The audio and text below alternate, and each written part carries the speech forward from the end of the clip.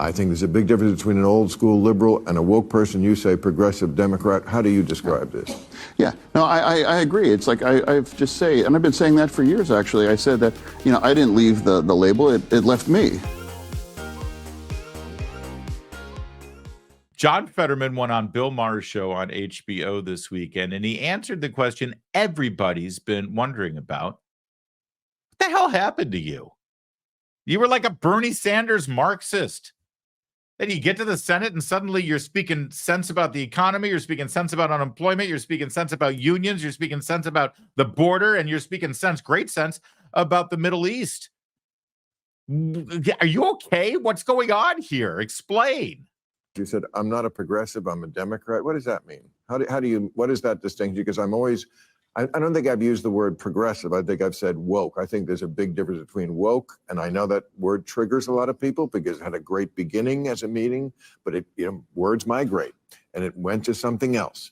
I think there's a big difference between an old school liberal and a woke person. You say progressive Democrat. How do you describe this?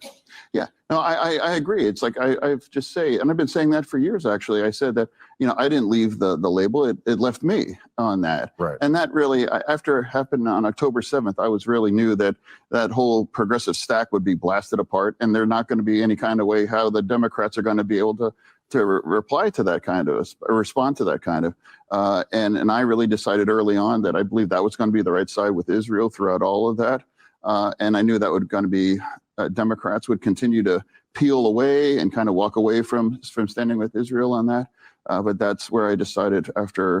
How do you explain that, if you can, that the people who consider themselves the most liberal have abandoned Israel, which was always a liberal darling, for the people who, terrorist organization, the people who outwardly say they want a genocide, who outwardly are the one side of this who's against the two-state solution. Somehow they wound up with them. Why do you think that is? And will this split the Democratic Party? Well, it does, because there's an appeal there, and I think you talk about that. Like last week, you really hit with the gender apartheid. Yes, and talking about a lot of these issues, and some of the most progressive and left parts of the Democratic Party are standing, for the kind of side that have kinds of organizations like Hamas or these kind of nations that there are no rights for women, and they certainly don't embrace the LGBTQ kinds of lifestyle. And then even in Philadelphia, the Queers for Palestine blocked the Pride parade in Philadelphia, and I never saw that on the bingo card, but it's really true. Well, there's more to this interview, by the way, where he goes on to say that because he had his health scare, that's what sort of moved him along to reevaluate a lot of the positions that he's had. And I don't know what to make of John Fetterman at this point. I don't know about you. I mean, I'm happy that he's on the right side of these issues. But this whole idea, I didn't leave the Democratic Party. The Democratic Party left me. All right. Well, listen, I don't care who left who, but you're not a Democrat anymore. If you question the gender ideology insanity, if you question whether Hamas or Israel, the abandoning support for Israel that the Democrats have stood for decades now, if you question the insanity of Joe Biden's border policies, this is dogma of the Democratic Party. You cannot be a Democrat and hold to the positions that John Fetterman holds. You just can't. I assure you, they're not going to let John Fetterman speak at the Democratic National Convention because of the positions he holds. There won't be anybody on the stage at the Democratic National Convention who doesn't toe the line on the transgender dogma and the gender insanity, especially when it comes to children. You can't. You're not allowed to.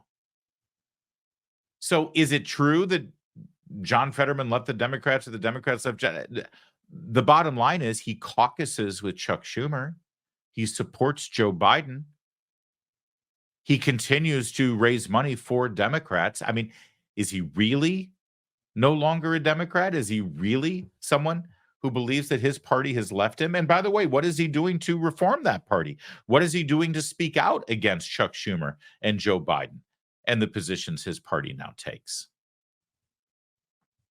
I'm not buying it. I think this is mostly. I mean, listen, I'm glad he's outspoken, and I'm glad that people have to pay attention to him, because here's the beauty of being John Fetterman.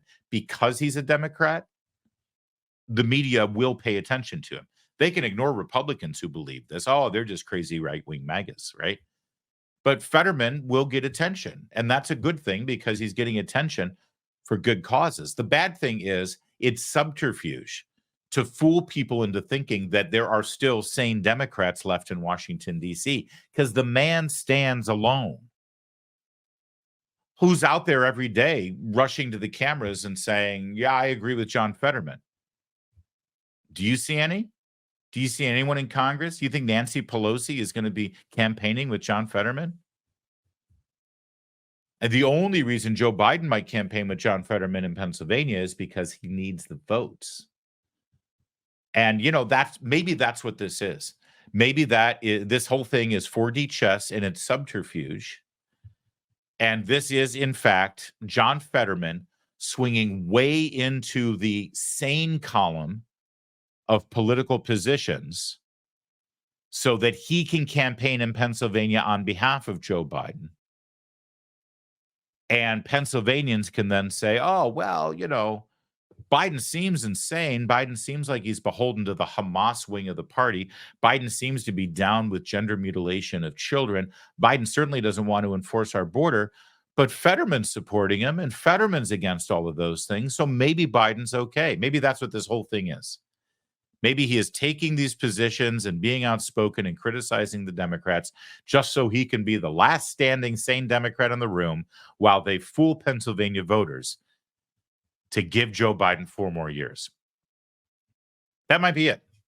I honestly don't know, and I honestly don't know what to make of it. I can only tell you is I don't trust the guy, and I don't trust this entire media narrative. I do like the fact that you get headlines like this out of Fox News. John Fetterman tells Bill Maher that near-death experience freed him to speak out and says progressivism left me. Now, if that sounds familiar, you're right. You've read that headline before. Weird, man becomes more conservative as he regains brain function. That's from the Babylon Bee. Once again, the Babylon Bee has predicted the future.